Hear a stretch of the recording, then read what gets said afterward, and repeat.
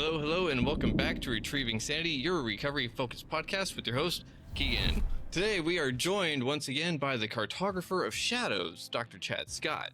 Chad Scott is a therapist, a liver transplant survivor, and the award-winning author of Beyond the Darkness, Transformative Journeys Through Dark Tourism. So, Chad, if these sites are hallowed ground, do you think it's possible that our own personal traumas can serve as a sacred space within ourselves? Absolutely, without a doubt. By the way, thanks for having me on again. It's good to see you again, Keegan. Of course, it's good to have you on. Yeah, absolutely. I think all of us, when we talk about Jungian psychology, so Jung believed that, we all carry around the shadow, and I fully believe that too. Yep. And in the shadow are things that, may have been traumas in our past, big stressors, these major life events, our insecurities, all kind of the negative things are our shadow, and they follow us around. And we really don't, they stay with us unless we bring those shadows into our consciousness. And when we go to dark tourism spots, we can, a mirror emerges and we see little pieces of ourselves in those places. And because of that, and maybe because of the energy that's in those places and things like that, it starts to illuminate that shadow within us, and it brings them into our consciousness. And when that happens, we can, integrate those in and put them to bed, put them to rest, and live our lives with that awareness. And that really helps us to be effective human beings. Ooh, okay. So whenever you say integrating shadow, does that mean you're not just looking at it one time and going like, oh yeah, that's part of me, ignore it, right? You're saying like, let's do something about it? Right. We can, read a book and be like, oh, that's me, or the endless scrolling we can do on Facebook and things, and you might get some of those self-help type people, and they like, oh, that, like Jordan Peterson, or there's a million of them, Brene Brown, and like, oh, that resonates with me. Relationship things, oh, that resonates with me. But until you really absorb them and really, and I think dark tourism spots, because they are something that really penetrates a certain part of our brain, those experiences really stay with us. And when that happens, it's not something we just like, oh, that's in our consciousness and then it's gone. It stays there, and we can really do something about it when that happens. Okay. So what do you think it is about dark tourism and those certain spots that really like get to us, like you were saying? Because it's just a place that it has some history to it, right? Like, here's one question. Have you been to a place that had a dark history and you felt it without knowing what the history was behind it? Well, interesting you should say that. I was just I was doing a presentation down at the Glore Psychiatric Museum, which if you have never been there, it's such an awesome museum, because it tells the history of State Lunatic Asylum number 2. It's about an hour north of Kansas City. Ooh, and it has this long storied history. They even have a morgue in there that where they say, bring your loved one in the clothes that you want them buried in, because a lot of people go there and they die. So, and then it also gives the broader history of mental health, and it talks about the archaic times and then how, treatment has progressed over the years. So anyway, when I was down there giving that presentation, I went to a town over called Atchison, Kansas. Okay. And I wanted to go there because Amelia Earhart, her birthplace was there and where she grew up. And there's also Amelia Earhart Museum. I'm a pilot, so I love that kind of stuff. Amelia Earhart's one of my idols. I actually have a picture of her, just over here, a big picture of Amelia. Yeah. So I was there, and the last time I was there, I only spent the night, and I was driving through the town just kind of to check it out, and I wanted to go at least see where Amelia Earhart was born, even though the building was closed. But when I was driving around, that town was so creepy and spooky. That had this, kind of this, I don't know why. It was like I was driving through a horror movie. You know, the horror movie that really sticks out to me is Scream. It almost reminded me of the movie Scream, just driving around that town. There was a lady walking with a lantern, and there was a big college party. I'm assuming it was a college party in just in somebody's front lawn, and it was just so bizarre. And it had this like spooky haze, and the trees and the houses were kind of old, and it's like I always wanted to go back to that. And but when I came back home, I started researching it, and like that's known as one of the spookiest towns in all of America. And it was just that vibe that made me research that, and like, holy cow, that like my intuition was absolutely right. So when I went back there, there's also a house called the Sally House. Okay. And that's been on a lot of the ghost shows, and it's known as one of the most, and some people say it's the most haunted house in America. So after I was done touring the Amelia Earhart house, this is just a few weeks ago, and I toured the Amelia Earhart house, and I Googled real quick if there was any tours of the Sally House, and sure enough, there was one in like 15 minutes. So I signed up for this tour, and I get there, and it's a self-guided tour, and I'm the only one on this tour. So that means my dad was with, but he didn't come with me on the tour, so he dropped me off. So my dad dropped me off at the Sally House.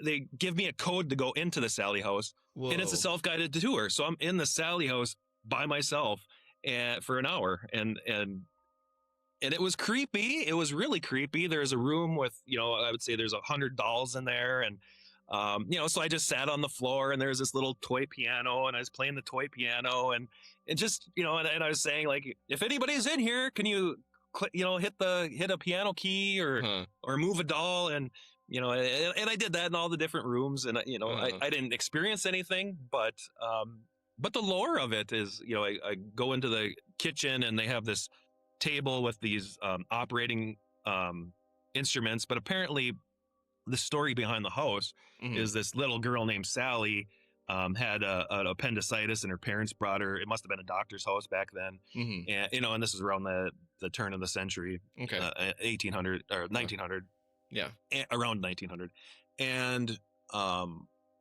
she dies, and they believe that she has haunted this house, and there has been hauntings, people living there ever since.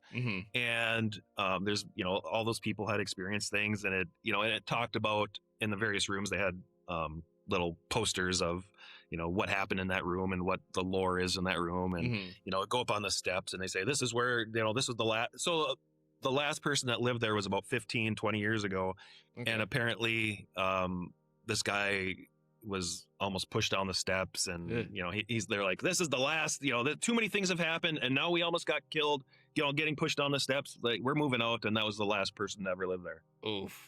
Yeah. And you spent a whole hour in there by yourself? No thanks. Yeah. Well, and even a few months ago, I mentioned this on the last time I was on your podcast, but I spent the night in Lizzie Borden's room in Fall River, Massachusetts. And that's got quite the lore too. And so I slept in Lizzie's bed. Oof. And I was in that house for a couple hours by myself, and I tried to conjure some spirits, but I've literally never experienced anything. I've been in several haunted houses, and there was one time in Gettysburg where I had I don't even know what I'm not a ghost hunter, but the thing that really skips through the radio frequencies really fast, and they say you can talk, and it'll if there's a spirit around it, it'll come through. And I said, my name is Chad, and I heard back, Chad, real. So I don't, but it's like, did I just hear that? Did I did my brain play a trick on me? So that was the closest thing that I ever experienced when I was at a haunted site. Ooh.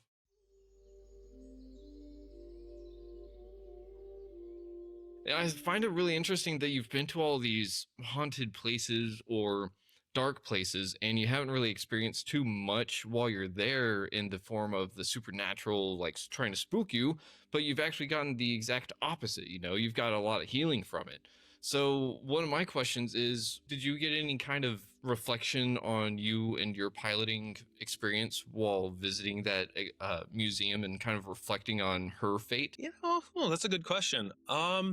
Gosh, I would say not really. I think I'm in awe at, because the pilots nowadays Hmm. compared to what she had, it's night and day difference. Oh yeah. The navigation. I mean, I have an iPad Hmm. that shows me exactly where to go. I mean, she had a guy, I believe his name is Peter Noonan, that was with her Hmm. as the navigator. Mm.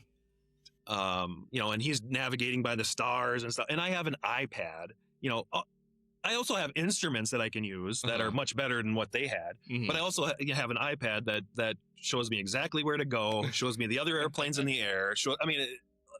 Flying so nowadays Hmm. is probably easier than driving a car through a Huh. big city. It really is. It really is. Once you learn to fly, it's simple. Man, I can totally imagine that because I mean, the first couple of times I had to drive in the Dallas and Fort Worth area, I'm not from here, and I was like, "What in the hell is going on?" Yeah, So yeah. I would believe Right, right. that. Yeah. And I think I always talk about comfort zones, and Hmm. you can see how Amelia, because it talks about how she was with being a little kid. I mean, she made her own little roller coaster when she was like 9 years old, that from the roof onto the ground. And Uh-huh. so she was just an adventurous little kid, and Hmm. and she just kept progressing. And I think that's what it takes is, and that, if I had a reflection, that was the reflection, is I saw parallels with Amelia Earhart and how she just had that sense of adventure. And I really have, I mean, I don't know that I have Amelia Earhart's sense of adventure, but I certainly have a sense of adventure that, Yeah. that, yeah, I saw a little bit of myself in Amelia Earhart. Yeah, that's awesome. And I Yeah. think that there's some really cool stuff in there too, because I mean, you went to go see your role model in a sense, Yeah. and at the same time, you saw that there was more to you well, more of her in you than what you may have first thought. And at the same time, you're able to just have this other experience just in a creepy town that you didn't really understand was that kind of creepy. And you're pushing your own comfort zone at the same time unknowingly. So that is pretty Yeah. adventurous. Yeah.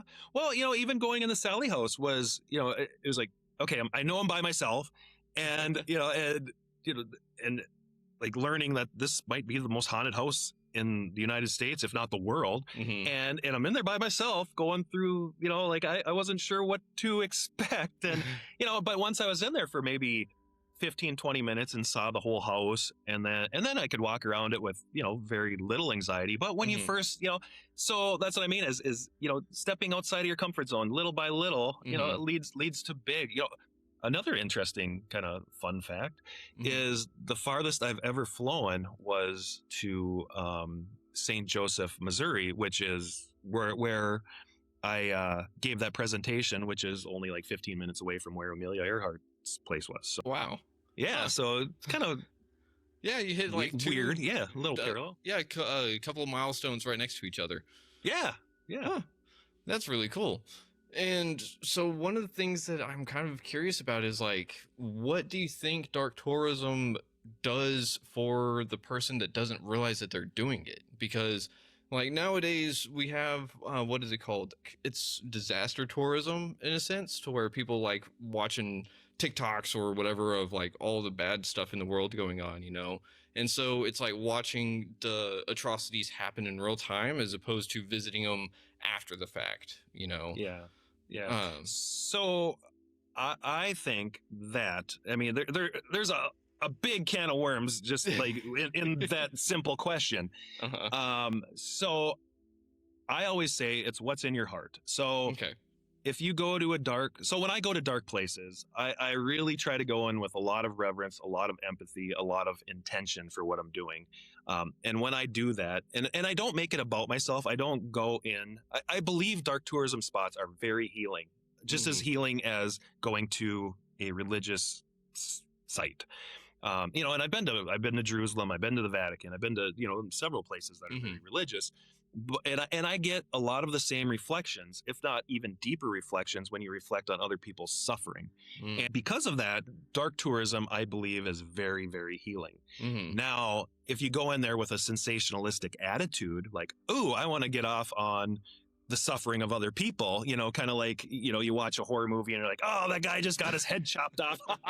you know, if you go into a place where actual tragedy happened with that attitude, you're not only not going to get that healing or any benefit from it, you're actually, I mean, not only is that disgraceful, to the memories of those people that suffered, but it's also, I think, harmful to yourself and your ability to empathize with other people's suffering.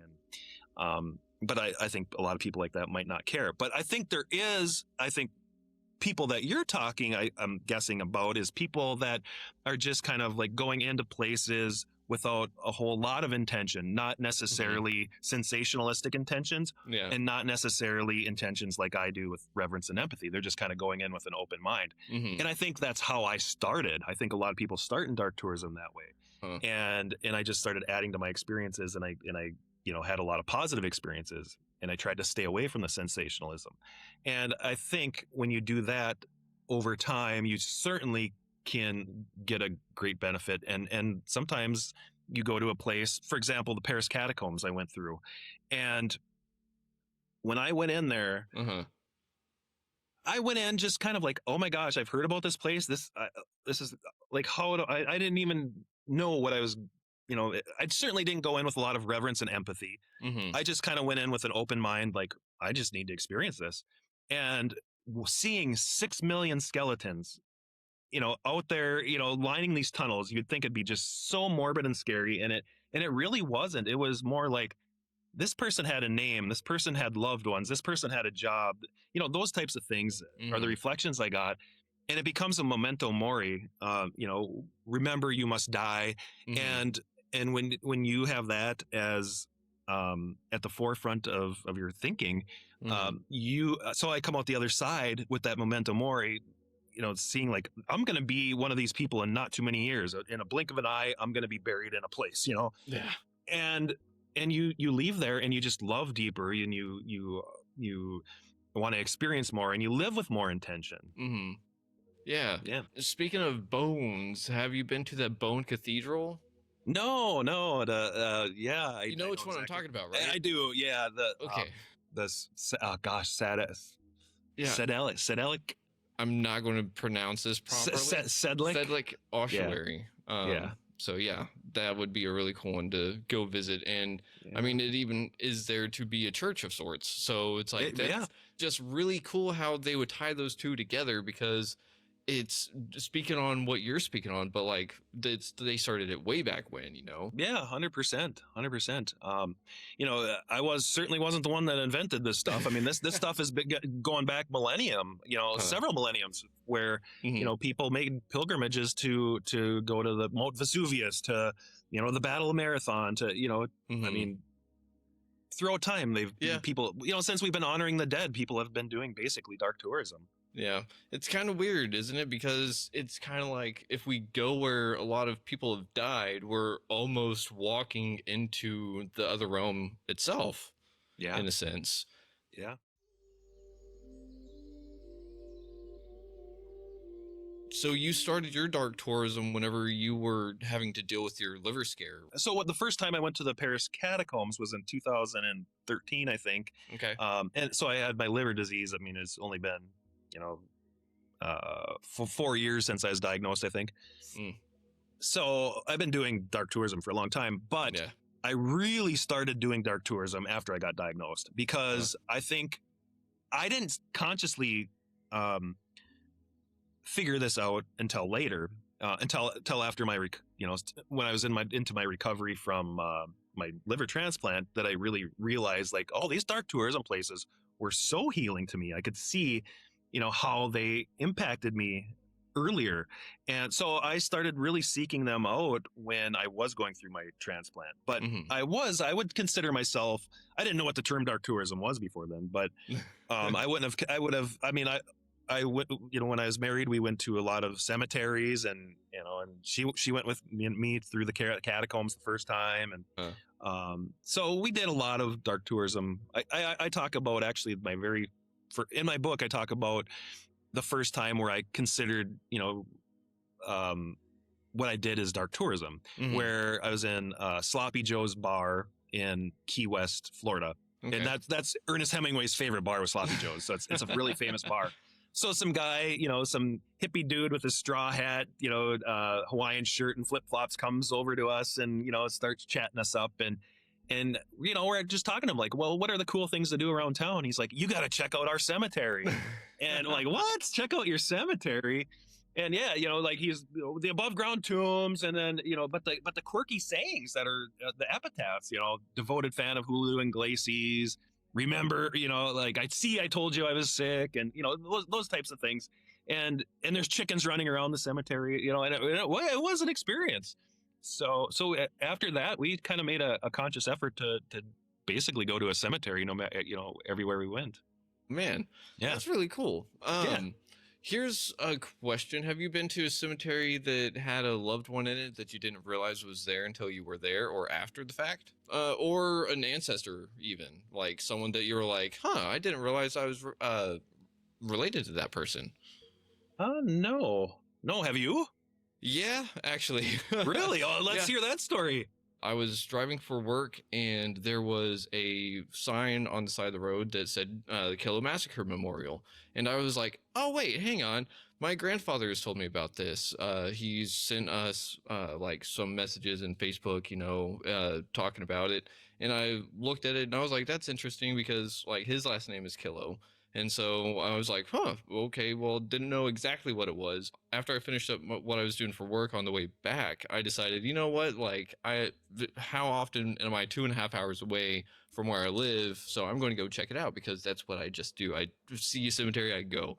And driving towards it was a really weird feeling because it was both like my body knew that something was there. And yeah, but I was like, why am I starting to get anxious? Like, I was like, I love cemeteries. So why is this one like freaking me out a little bit? Yeah. And if I didn't have GPS, I would have been like, where the hell is this?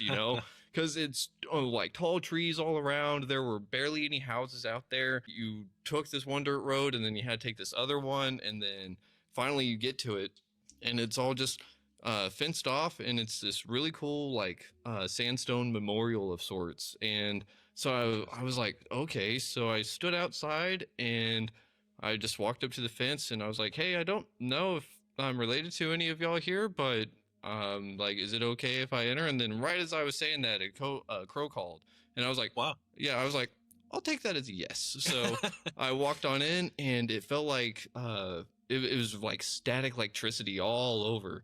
And it felt like cobwebs were like going and brushing up against me. And I was just like, this is weird. Interesting.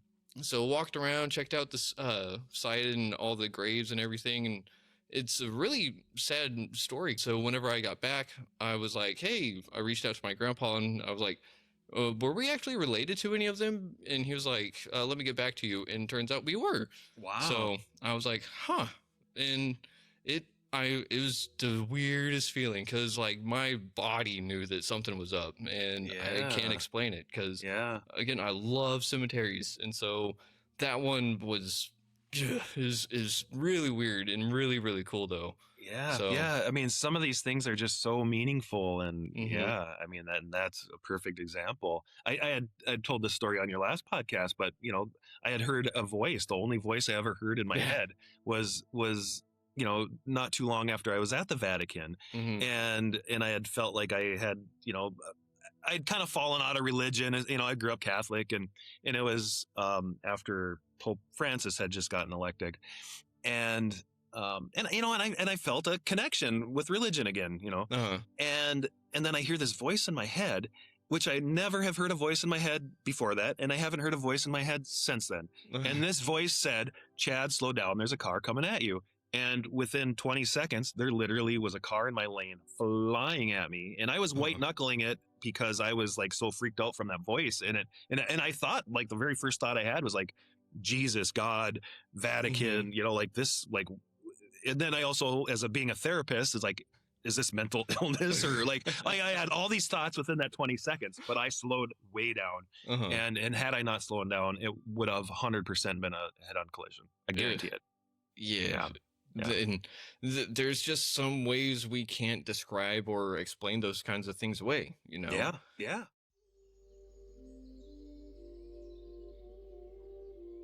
it kind of makes me want to ask, like, back at the very beginning of this conversation, you'd mentioned the shadow of sorts. And Hmm. I don't think a lot of us realize that we carry certain shadows with us until we're either faced with them or something unexplainable kind of happens like that, Yeah. right? Yeah. You know, if shadows are what keep me in business. I mean, I'm a therapist. I'm a therapist, and that's what I deal with all day, every day is people's shadows. Huh. And and we try to get them to come out and to acknowledge, and and once that's the first thing is acknowledging that, okay, I have this shadow that, especially when you have personality disorders, it takes a Hmm. lot of work to get these shadows out in front of a person. Yeah. And once it's out in front of you, then you can do something about it. And that's what therapy is all about. And um, so do you know the original word or meaning for demon? ooh, you know what? I think I should know this, but I don't off the top of my head. So originally it was guiding spirit, you know. Okay. So Okay. it wasn't necessarily good, it wasn't necessarily bad. And so one of my questions is, do you think someone's personal demons are to be ignored, or do you think that they're just another word for shadow or something else along those lines? Boy, I don't think I've literally ever thought of that, but I think we all have that shadow, and it whether it's you know um I guess on the other side of a demon, I think of angels and guardian Mhm, angels and things like that. Again, I don't know if I necessarily fully believe, but it's something like, it's kind of like ghosts. Like, I don't mhm, necessarily fully believe in ghosts, but I mhm. don't not believe in ghosts. I don't fully Yeah, believe in angels. I don't yeah, not, same thing with demons. And it's like, uh-huh.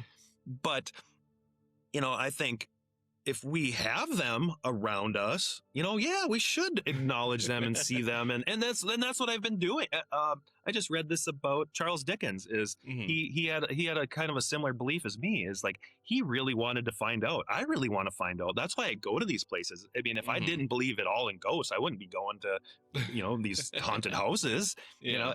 Yeah, But I don't necessarily believe in them either. So I'm mhm, going there, and I'm open to experiences, and mm, and and I do get experiences, and in those experiences, and there's is an energy, whether that energy is created in my own mind or mhm, whether that energy is created from spirits or whatever, I mhm. don't know. Yeah, And I literally it will w- go to these places until I find out.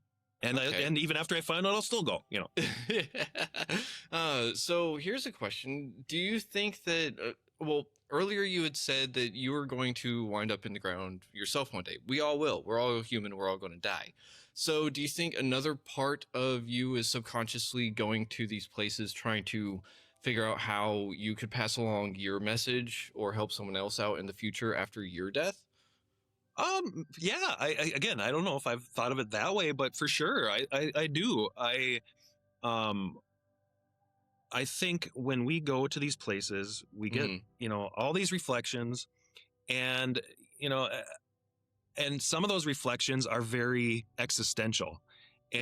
And, and again, there's a very strong overlap, probably a 90% overlap between dark tourism sites where truly dark things have happened Hmm. and religious sites. And you get Hmm. a lot of those same energy and reflections and things.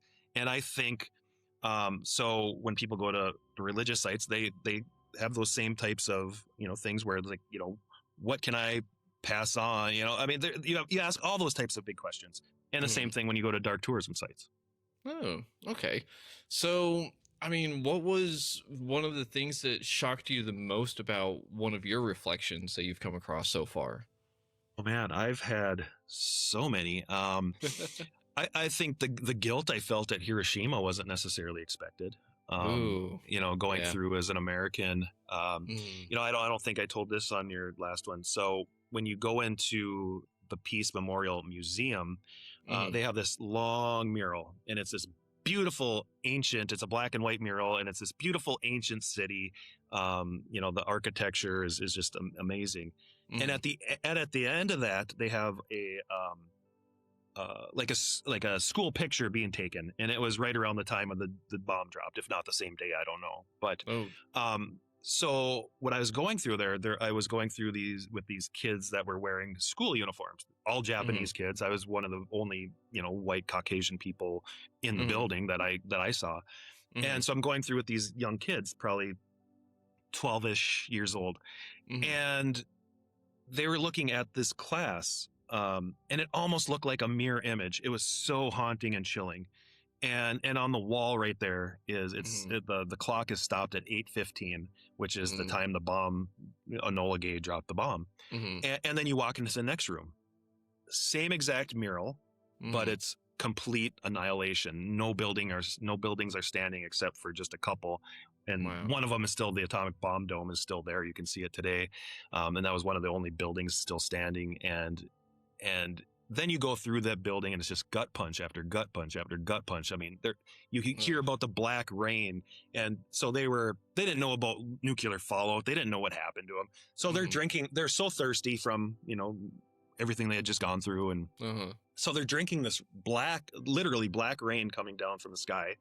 And it was nuclear fallout. So almost all of, all them that drank the black rain pretty much, I can't say all, but a lot of them ended up dying within months of cancer. Oof. Yeah. Damn. Yeah.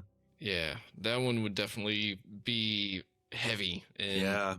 I mean, that would also make me reflect on the other things that I may have had an impact on other people's lives without really knowing it too. Yeah. And I mean, that's heavy stuff. And when you go through the narrative of as an American, we're told that we had to do it. We had to drop this bomb because of the Bushido Code, which is the Japanese warriors. They're not going to stop fighting till the last person's dead.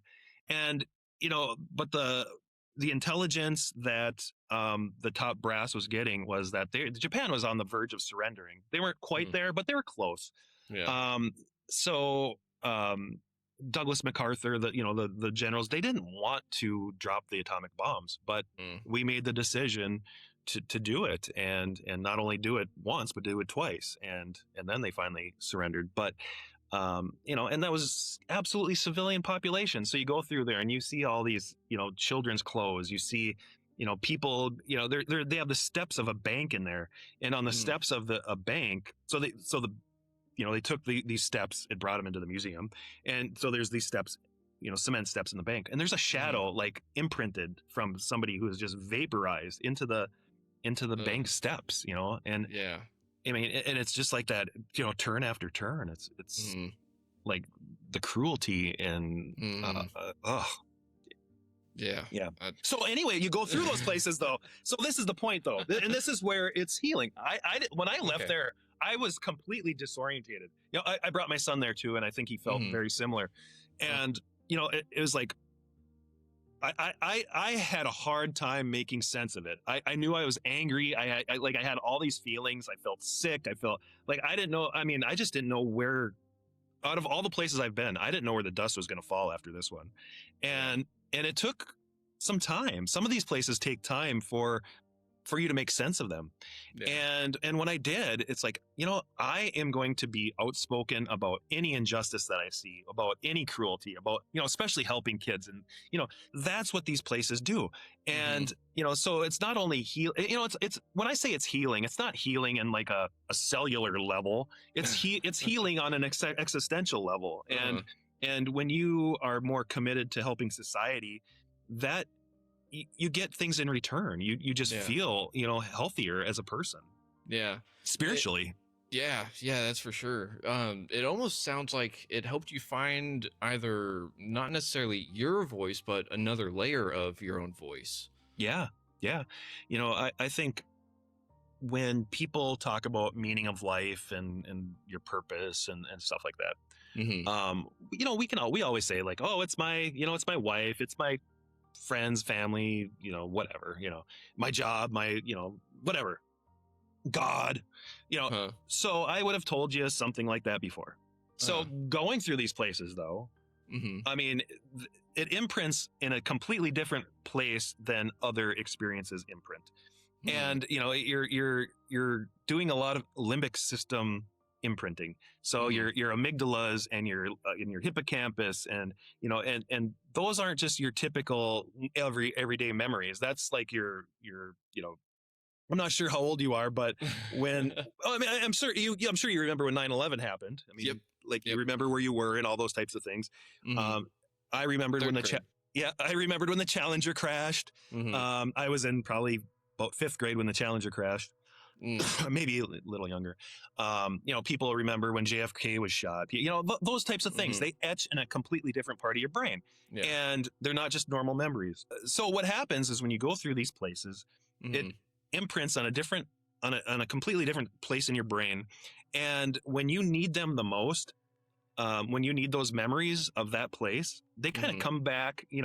I feel like you're carrying a person's, the torch of their memory. You're Ooh. these people, when you go to these places and you honor them and you Mm-hmm. empathize, you step in their shoes, Mm-hmm. and try to at least experience a little bit, just a titch of what they experience, because you'll never experience everything they experience, obviously, but just a titch of it, that really does impact you. And when that happens, that can really illuminate your not only your shadow, but also illuminate your purpose and meaning in life. So I can Mm. tell you without a doubt, my meaning of life is helping other people and loving my family and friends. Ooh, man, I love that.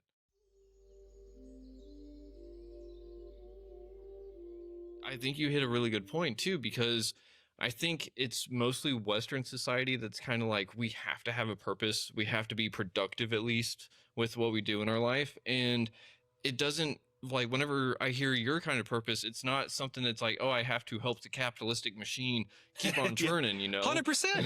100%. I think people that their meaning of life that is making money, get out there and go to some of these sites. And your meaning of life will change. I mean, if you're living to keep up with the Joneses, Hmm. to have the nicer boat and the camper and go on these, whatever, go shoot this, whatever animal, I mean, nothing Hmm. against hunting, but I think when you experience life beyond what when you get outside of your comfort zone, because I think a lot of people that stay in their comfort zone, that is their meaning. It's have Ooh. who shoots the biggest buck, who Uh-huh. has the most money, who has the biggest boat.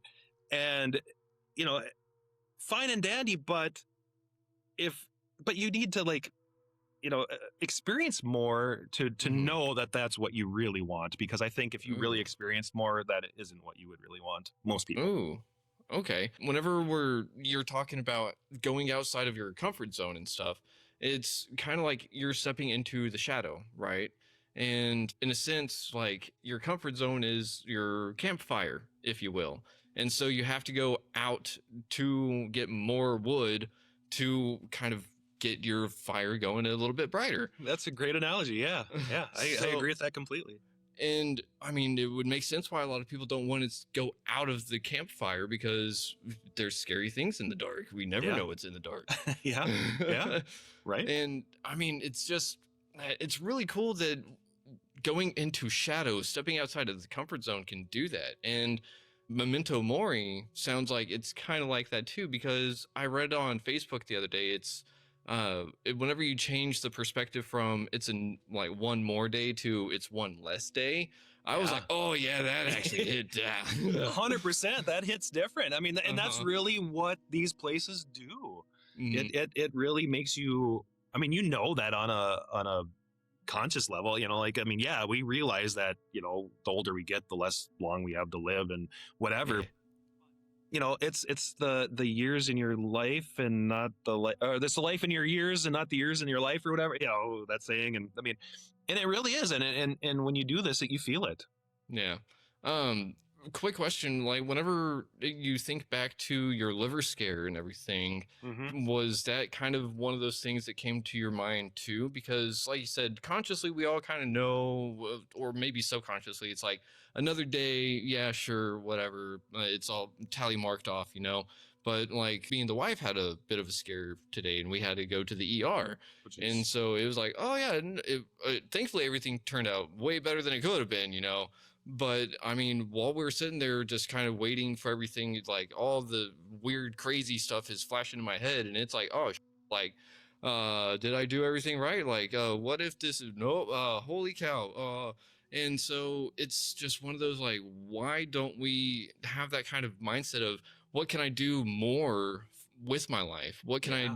do to help other people? Why does it all have to be self-centered? And do you think it's really just because of the wounds that we all experience at one point or another, and we just kind of carry with us?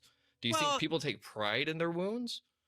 yeah, everybody's different. Mm-hmm. Certainly, my story, and this is sort of where what my book is about. I mean, it's about going to Uh, all these dark places, but it's really about how, I had a pretty normal life, and then I ended up getting these autoimmune diseases, and I failed seriously, terribly failed in coping with that, and I had mm, so much anxiety, and my wife left me because of it, and and I absolutely failed as a human being in terms of being a husband. And um you know also I would say that when somebody's struggling, you probably should turn in instead of and mm-hmm. she so there's more to the story, but you Yeah. know but I will say that I did not do well. and Mm-hmm. and I, maybe is partially because I was a therapist and, whatever, but I'm like, I can never let myself get to this place again.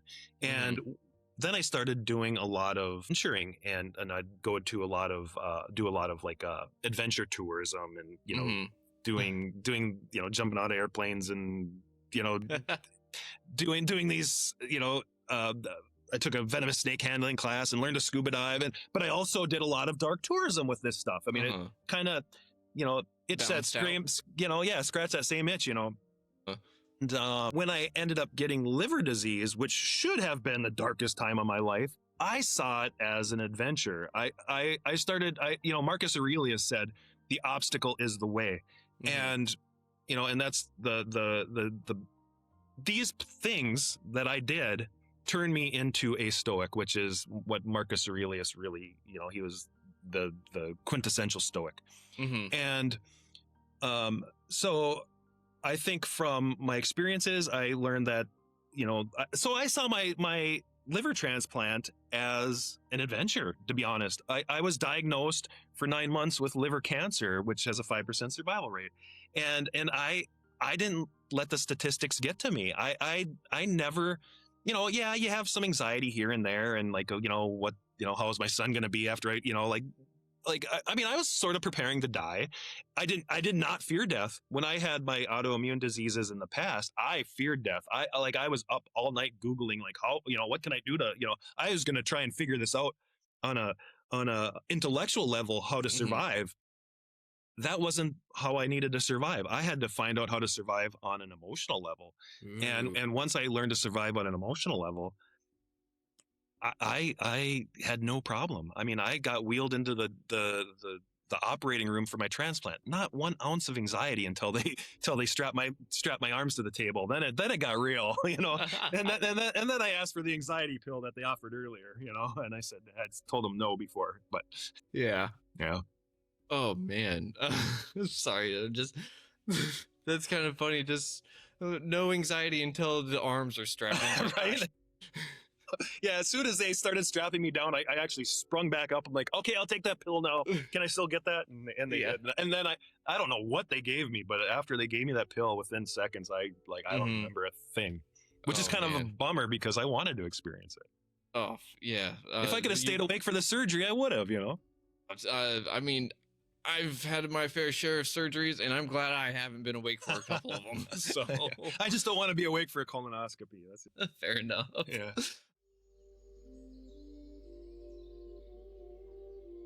Whenever you said you were trying to survive on an intellectual level versus the emotional level, what do you define as that difference? So when I was, so I had a disease called vasculitis, inflammation of the blood vessels. They didn't know if Mm, it was a deadly type or a type that would pass. The mm-hmm, deadly type is, it killed Harold Ramis from the Ghostbusters, mm, and it's a deadly disorder.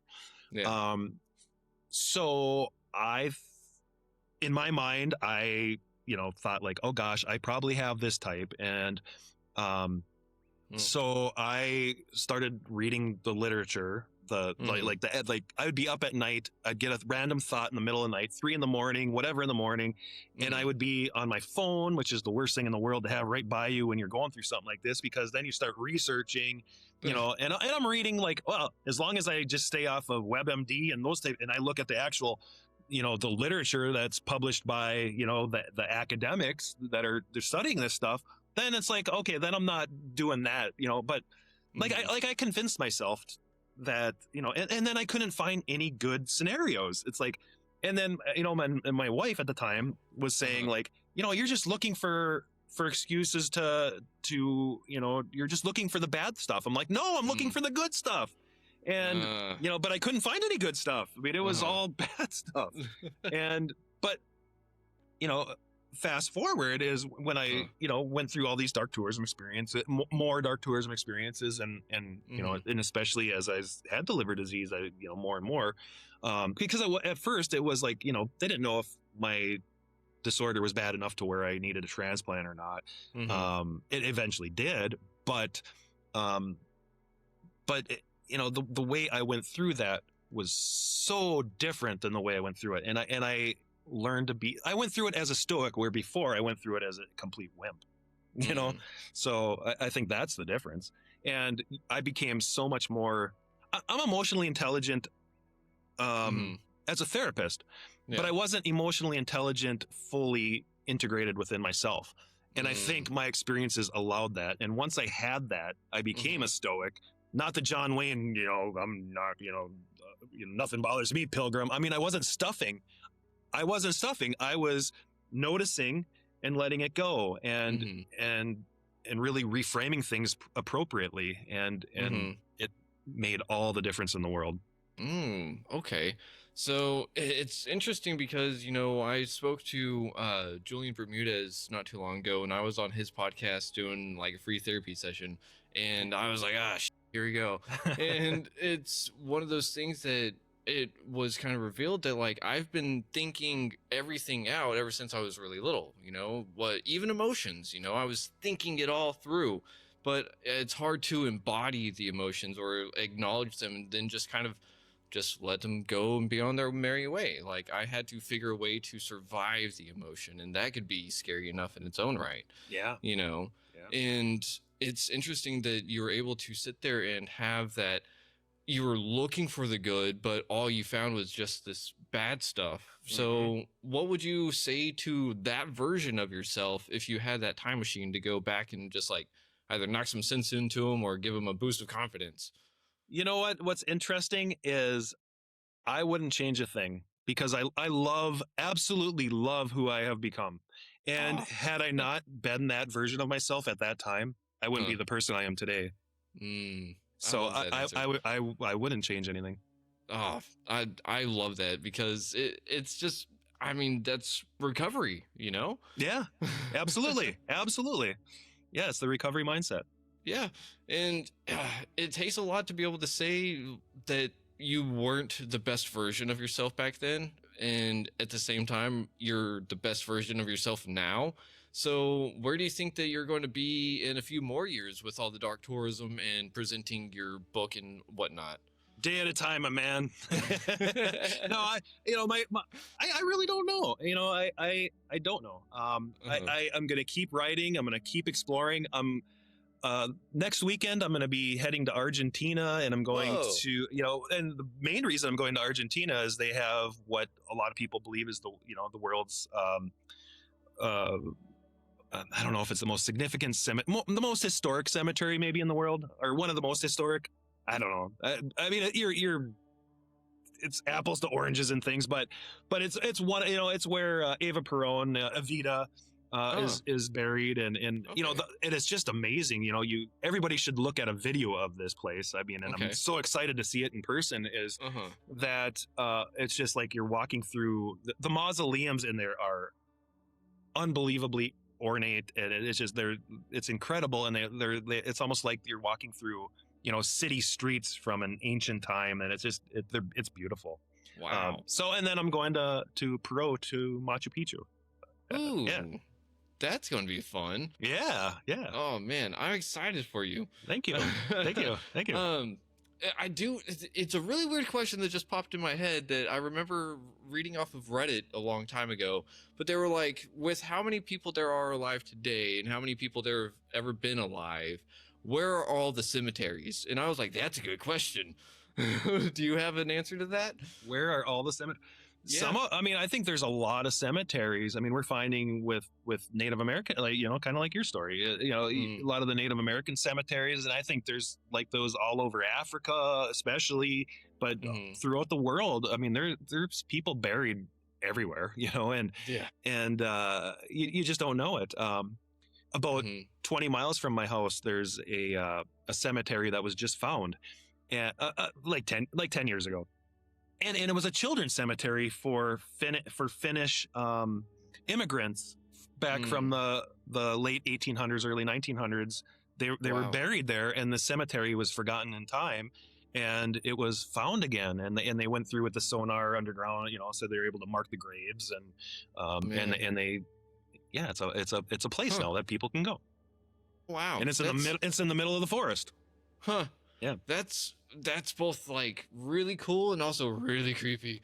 Right, yeah. I don't know what it is, but anytime I'm at a like modern day cemetery and there's that Babyland area, I'm like I'm staying away from that one. Like Yeah, I don't know what it is, but I think it's because it's that innocence, you know, that is gone too soon yeah, kind of yeah. thing. Yeah, lives just, yeah. Any Hmm. life that's cut short, yeah. Yeah. And Especially like tragic, you know. And you know, oh, when I went to Africa, mhm. I mean, to see all these animals, you know, it was just like unbelievable. You know, to see the bio, like just the diverse. Uh-huh. But you see these little babies everywhere, but knowing the statistics, like only one of these, you know, elephants or Oh. two of these lion cubs are going to survive, and it's like, Mm. you know, oh man, and Yeah. it's horrible. Yeah. But it's the circle of life, and Yeah. you know, Yeah, and I think it's just humans like to assign meaning to everything, you yeah, know, yeah, because animals, they just kind of go on and do their thing, and whatever that is that day, who knows? yeah, But yeah, we're the ones that kind of have to make meaning out of something, and I yeah. don't know why that is, but sometimes I think it just happens because it has to. Does that make sense? Yeah, you know, it's our frontal lobes. I think the more our frontal lobes are developed, the more meaning we attach to things. You know, Mm. your dog, you know, I mean, like if you died tomorrow and your dog would, you know, my dog, my Dukers, he, you know, if I was gone tomorrow, I mean, he would be mourning for a long time. I mean, Mm. I guarantee it. And, you know, and he's so happy when I get home, and, you know, you know, so animals have meaning too. Yeah. You know, and I think maybe when you get into the lesser primates and then to Mm. reptile, you know, maybe there's less meaning that they attach to things, but, Uh. you know, but the primates especially, they attach a lot of meaning to things. Yeah. What was it? Robin Williams was it Coco the gorilla? Yeah, yeah, Yeah. yep, yep. Made her laugh after she lost her baby. So yeah, man, maybe it is just our brains. Maybe the problem was that we just have too big of a brain. Yeah, maybe. Yeah, yeah. We like attaching meaning to things for sure. Yeah. Real quick, we are near the end of this episode. Is there anything that you'd like to leave the audience with tonight? Get out of that comfort zone. You know, You know, I've said this last time, but I'm going to say it again. You know, nothing grows in a comfort zone except anxiety, depression, and just crappy things. And you know, they feel comfortable, but over time they get smaller and smaller, and pretty soon your comfort zone, you're not living your life anymore. And some people, their comfort zones are relatively big, but they're still in a comfort zone. So get out of that comfort zone. You know, Mhm. and that's why, you know, when I was younger, you know, getting out of my comfort zone was going to Florida. You know, and then I started traveling with people in other continents, and you know, Mhm. and then I started going by myself, and now I'm going by myself to Africa and Argentina and Peru. I mean, you know, I never would have done that, you know, 10, 20 years ago. I mean, so Yeah. it's like you just got to keep pushing that comfort zone. don't do anything stupid that's going to get you killed, or at least that has a high probability of getting you killed. I mean, you might not want to get in a submarine and go see the Titanic, but you may want to go jump out of an airplane with a parachute. I mean, that's a safe risk that, gets the blood, I always said I will never jump out of an airplane. When I got my pilot's license, like, I will never, ever, ever, ever jump out of an airplane. I jumped out of an airplane. I bet that was really, really fun too. Oh, it was scary as hell.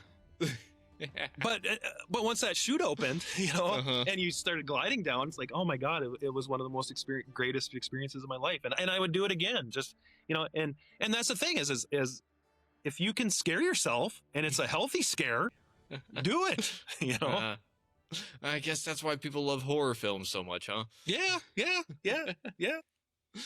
Well, Dr. Chad Scott, it has been an honor and a pleasure having you on for a second time, and I'm looking forward to our next conversation as well. Honor and a pleasure to be on. Thank you. Yeah, thank you. And everyone out there, like he said, try to push your comfort zone, but try to love yourself. Love others if you can, but gotta love yourself first. And if you're having a mental health crisis, dial 988 to talk to someone. And if you don't want to talk to someone, you can always text 741-741. And if you're in the LGBTQ plus community, you can dial the Trevor Project up in Canada. This has been Keegan. This has been Dr. Chad Scott. And we'll see y'all next time. Much love. Stan.